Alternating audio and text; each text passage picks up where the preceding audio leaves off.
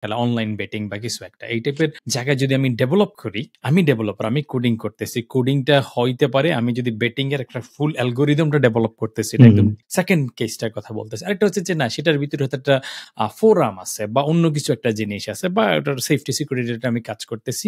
তখন পার্সন যদি হচ্ছে নিজে এরকম একটা কনফিউজিং স্টেটে থাকে, তাইলে সে কার কাছে আলোচনা করতে পারে, যে আমি কাকে জিজ্ঞেস করতে পারি যে রিজনেবল, বা কোথায় জিজ্ঞেস করতে পারি যে এই রিলেটেড। আমরা সাধারণত অনেকের কাছে যে ধরনের ধরেন হচ্ছে অ্যাক্সেস আছে, সেটা তারা হয়তো আবার অনলাইনের প্রোগ্রামিং এর জিনিসগুলো হয়তো অনেকে জানেন না, আবার কিছু কিছু লোকজন আছে জানেন। তো একটা নর্মাল একজন আর্লি স্টেজের ডেভেলপার, সে হয়তো ডিসিশনটা নিতে পারতেছে না যে আমি হয়তো একটা মিক্স স্টেটে পড়ে গেছি, যে বিজনেসের এরকম একটা সাইড আছে যেটাতে আমার কাছে মনে হয় যে কিছু লঙ্ঘন হচ্ছে অথবা সন্দেহ আছে আমার। এখন আমি কারোর সাথে একটু পরামর্শ করতে চাই বা ডিসকাস করতে চাই যে আসলে রিলিজিয়াস জিনিসটাও বুঝে, প্লাস হচ্ছে হয়তো আপনার ডেভেলপমেন্টের জিনিসটাও বুঝে আমাকে একটা ধারণা দিতে পারবে বা একটা গাইডলাইন দিতে পারবে। সেই রিলেটেড কোথায় যেতে পারে? আপনার কোনো সাজেশন বা রিকমেন্ডেশন আছে কি? এরকম অনলাইনে অনেক ওয়েবসাইট আছে যেখানে গিয়ে ফাতোয়া রিলেটেড কোয়েশ্চেন করা যায়। অনেক স্কলাররা লাইভ টিভি প্রোগ্রামও করেন, লাইভ ইন্টারনেটের প্রোগ্রামও করেন, তাদেরকে গিয়ে লাইভ কোয়েশ্চেন জিজ্ঞেস করা যায়। তো সেই ভেন্যুগুলো তো আছেই। এছাড়া সবাই যেটা করতে পারে, তারা এই প্রিন্সিপালগুলো অ্যাপ্লাই করতে পারে, যে আমি যে প্রিন্সিপালগুলোর কথা বললাম, যে যতক্ষণ পর্যন্ত তার নিজের কাজটা হালাল হচ্ছে, সে নিজে যে সার্ভিসটা দিচ্ছে নিজের হাত দিয়ে, সে যখন হারাম কমিট না করছে, ততক্ষণ পর্যন্ত তার জন্য কিছুটা হলো ছাড় আছে, যে হ্যাঁ ঠিক আছে, আমার অর্গানাইজেশনটাতে অন্যরা গিয়ে হারাম কাজ করছে কিন্তু আমি নিজে হারাম কাজ করি না, আমি নিজে হালাল সার্ভিস দিই। তখন সে হয়তো এই সান্ত্বনাটা পেতে পারে যে ঠিক আছে, আমি আমার ইনকামটা অ্যাটলিস্ট হালাল হচ্ছে। কিন্তু যেহেতু অর্গানাইজেশনটা একটা মেজর হারামের সাথে ইনভলভ, সে চেষ্টা করবে যত তাড়াতাড়ি সম্ভব সেখান থেকে বের হয়ে আসার। এই চেষ্টাটা তার থাকতে হবে। সে যেন কমফোর্টেবল হয়ে না যায় যে না, এই অর্গানাইজেশন আমার যথেষ্ট স্যালারি পাচ্ছি, আমার অনেক প্রেস্টিজ আছে এখানে, মানুষকে বলতে পারি বড় বড় কোম্পানি, ব্যাংকে কাজ করি বা এরকম জুয়া কোম্পানিতে কাজ করি। তো এই কমফোর্টেবল যেন সে হয়ে না যায়, সবসময় তার ভিতরে একটু চেষ্টা থাকতে হবে এখান থেকে বের হওয়ার। এবং আমাদের বাংলাদেশে একটা ছোটখাটো একটা কমিউনিটি আছে, মুসলিম এন্টারপ্রেনার্স বা মুসলিম ডেভেলপার্স একটা গ্রুপ আছে, সেখানেও কিন্তু তারা যোগাযোগ করতে পারে আর কি। সেখান থেকে আমি কয়েকজনকে চিনি যারা একটু মোটামুটি অ্যাক্টিভ ভাবে এই ধরনের কিছু সাজেশন পরামর্শ দিয়ে থাকে আর কি, যাতে হচ্ছে এই জিনিসটা সম্পর্কে একটু ক্লিয়ার ধারণা রাখে। কারণ আমাদের আসলে ডেফিনেটলি একটা কেরিয়ার দরকার, একটা ফিউচার জিনিস করা দরকার, এবং রিলিজিয়াস জিনিসটাকেও ব্যালেন্স করা দরকার। যারা যারা এই বিষয়ে একটু সিনসিয়ার, তাদের এই বিষয়টা যাতে হচ্ছে তারা কনফিউশনে পড়ে আটকে না থাকে আর কি।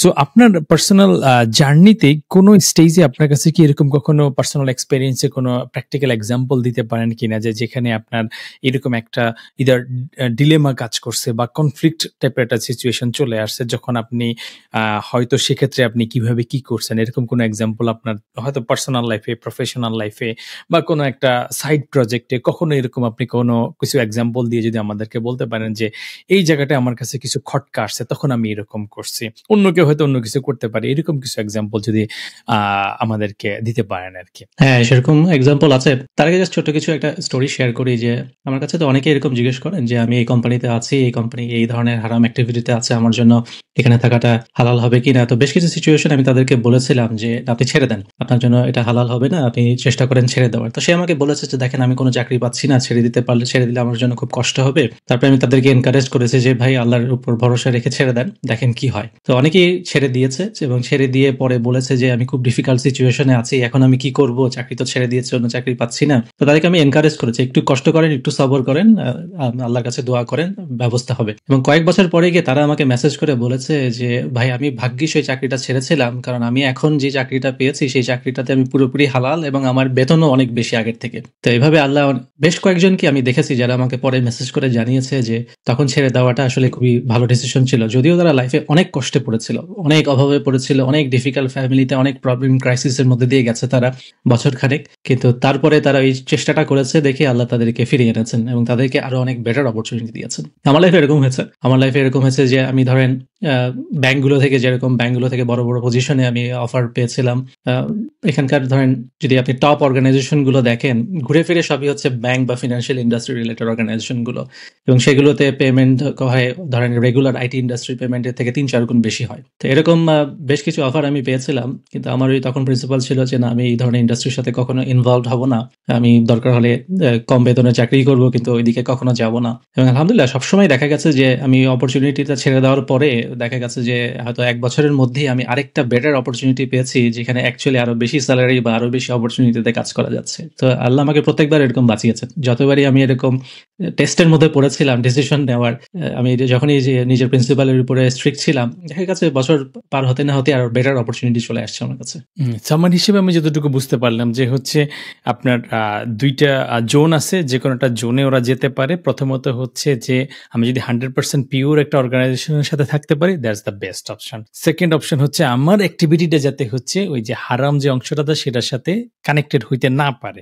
যদি কোনো কারণে হয়ে যায় তাহলে আমাদের এক্সিট পার্টটা নিয়ে দ্রুত কাজ করতে হবে এবং সেক্ষেত্রে কেউ হয়তো একটু সাহস করে বা আল্লাহর উপর ভরসা রেখে একটু আগে সুইচ করে ফেলে, কেউ হয়তো তার পার্সোনাল সিচুয়েশন ওয়াইজ আস্তে ধীরে ডিসিশন নেয়, কিন্তু টার্গেটটা থাকে যে ট্রানজিশনটা করার আর কি।